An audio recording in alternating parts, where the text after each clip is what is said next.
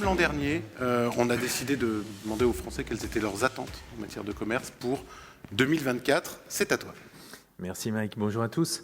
Alors justement, qu'attendent les Français de leurs magasins en 2024 ? Pour répondre à cette question, nous avons interrogé un échantillon national représentatif de 2000 personnes qui a été interrogé en ligne la semaine dernière du 24 au 25 janvier. Première question pour donner un premier cadre général.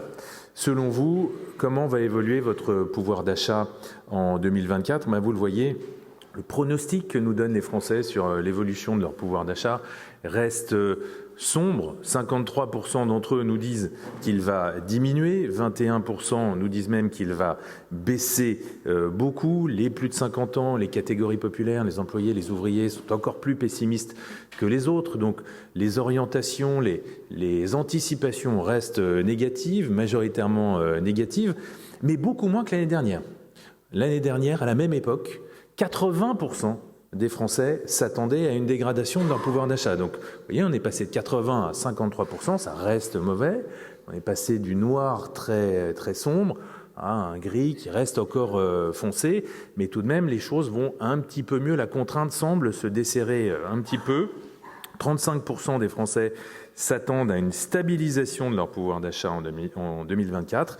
Et on a 12% qui nous disent même que, selon eux, leur pouvoir d'achat va augmenter. Alors, qui sont ces 12% ? Les 18-24 ans, ces 12% montent à 29% chez les 18-24 ans, qui anticipent évidemment une entrée sur le marché du travail. La génération juste après, les 25-34 ans, qui, eux, anticipent sans doute une progression de carrière, des hausses de rémunération. Et puis, les catégories dites supérieures, les cadres, les professions intermédiaires, qui elles aussi s'attendent un petit peu plus, 15%, à une augmentation de leur pouvoir d'achat. Donc voilà, le cadre général, c'est celui-là, des anticipations toujours négatives, mais un petit peu moins noires que celles que nous avions observées en début 2023. Alors ensuite, nous avons posé deux questions que nous avions posées l'année dernière à la même époque. Première question, dans les magasins alimentaires et non alimentaires, quelles sont vos attentes prioritaires en matière de pouvoir d'achat ? Bien là, vous le voyez,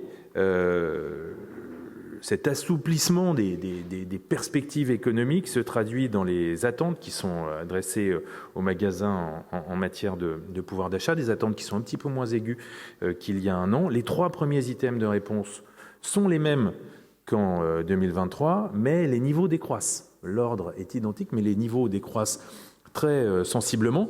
Plus de promotions, ça reste majoritaire, 51%, mais c'est un recul de 11 points. Quand on a un recul à deux chiffres, c'est très significatif. Davantage de récompenses pour votre fidélité, moins 6 points. Là aussi, on a une évolution en un an qui est très forte.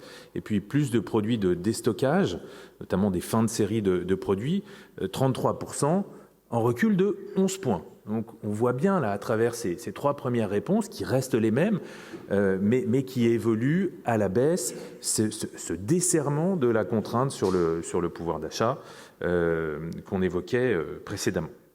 Les produits premier prix, 25%, plus de produits premier prix, ça aussi, ça recule de 3 points.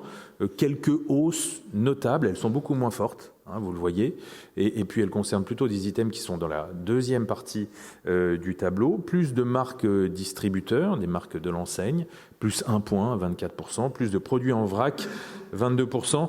On monte à 27% chez les plus jeunes. Hein. Les plus jeunes, on sait qu'ils sont très attentifs et très en attente de ce mode de consommation des produits en vrac, 22% plus 2 points.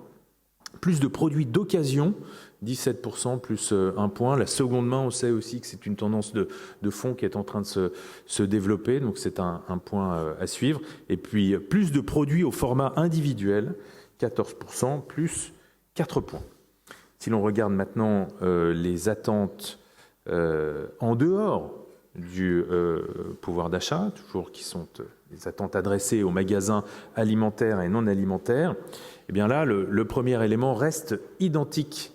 La première réponse reste la même que celle qui a été enregistrée l'année dernière, moins d'attentes en caisse.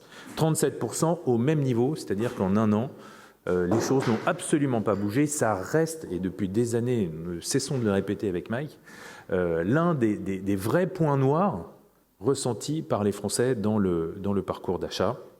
Toujours problématique, notamment pour les personnes les plus âgées. On monte à 43% chez les plus de 65 ans. Ensuite, 3 éléments qui sont en recul. La rupture de stock se fait beaucoup moins pesante que l'année dernière. 30%, recul de 9 points. La possibilité de goûter, de tester, d'essayer les produits avant de les acheter, en recul de 2 points, mais ça reste en deuxième position à égalité avec les ruptures de stock, 30%. Et puis, des attentes qui sont directement adressées aux magasins, des magasins qui respectent mieux l'environnement, 29%, ça reste stable et ça reste une demande importante. On attend aussi que les magasins soient plus propres, 17%, plus 3 points. Mieux rangés, plus 2 points, 16%. Plus de places de parking, également 11%, plus 2 points. En ce qui concerne les horaires, là, les horaires d'ouverture élargie, ça se détend un petit peu, 13%, moins 2 points. Vous voyez, là, on entre dans toute une série d'attentes qui sont un peu moins prioritaires pour les Français. C'est la même chose vis-à-vis de la disponibilité des agents. Des vendeurs, et des conseillers. Moins 1 point. Et puis en bas de tableau, je note que tout ce qui est de l'ordre du gadget technique ou technologique ou tech, finalement est assez peu attendu par les Français. Quand il y a une techno qui est introduite, il faut qu'elle soit utile pour le consommateur. Plus de liens entre les magasins et le e-commerce, oui, pourquoi pas, pour 9% des Français, c'est en progression de 2 points, mais vous voyez, c'est pas très fort. La possibilité d'avoir plus d'interactions avec son smartphone, 8%, ça reste faible. Et puis davantage d'écrans d'information dans les commerces, 6%, ça reste stable par rapport à l'année dernière. Voilà ce qu'on pouvait dire pour les principaux enseignements de cette première étude de 2024.